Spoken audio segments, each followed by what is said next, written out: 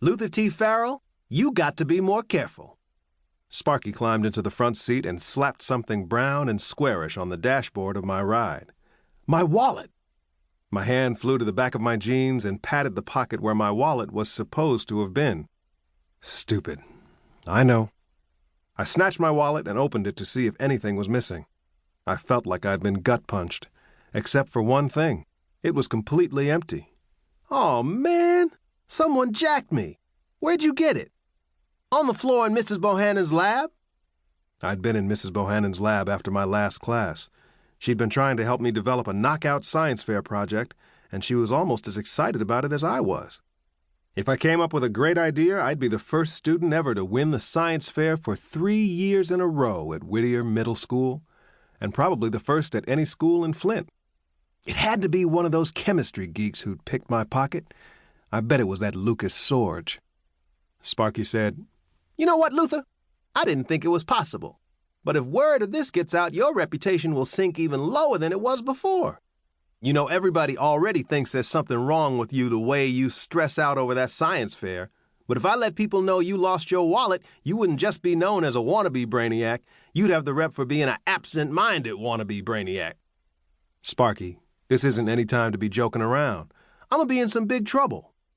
Sparky said, "And ever since you were in Pampers, who is it that's had your back? Who's been there with you through the fire, to the limit, to the wall?" I tuned Sparky out and started worrying about what my mother, a.k.a. the Sarge, was going to say when she found out all my stuff had been ripped off. No, let me break that down. It wasn't what she was going to say that had me worried. It was what she was going to do. The Sarge's discipline techniques aren't the kind of thing you'd learn on the Parenting Network.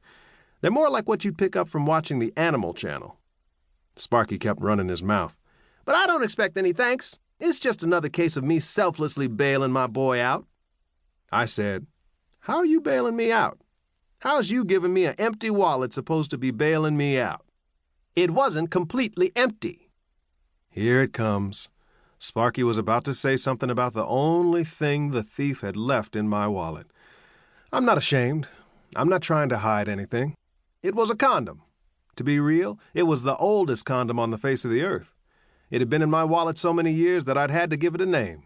I called it Chauncey. Chauncey and that wallet had spent so much time together that it would have been a crime to separate them. Not that there was any chance of that happening anytime soon. They'd been together so long that Chauncey had wore a circle right in the leather, and a circle ain't nothing but a great big 0, which was just about my chances of ever busting Chauncey loose and using him. I said, "Man, the Sarge is going to kill me." Sparky said, "Maybe it's not as bad as you think. Maybe this'll help." He snapped his fingers like a magician, and a card appeared. I took it from him. It figures. My library card. What's a thief going to do with a library card? Sparky said, "I can understand why they left you that. But what I don't get is why they left that condom.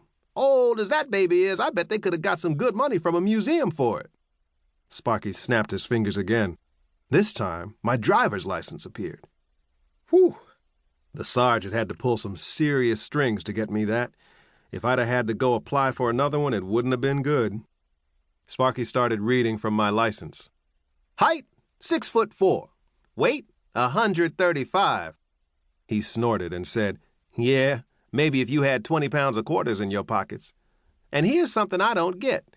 If I'm a few months older than you, and I'm only 15, how come this license says you're 18? Even though I treat Sparky like a brother, the Sarge taught me that there are some things that aren't anybody else's business. I said, "Connections, my brother, connections."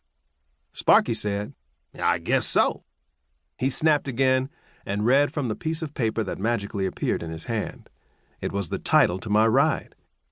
"Yeah, you really would need some serious connections to be 15 years old and have a $85,000 ride that's already paid off." He shook his head and handed me my title. He snapped again. This finger popping was starting to get old, but at least every time he did it, it meant I was getting something back. Sparky was holding 3 credit cards. Oh, snap! Sparky handed me my J.C. Penney's card, my Platinum MasterCard, and my American Express Gold card. That was just about everything. Just about. I waited for another pop. Sparky was torturing me.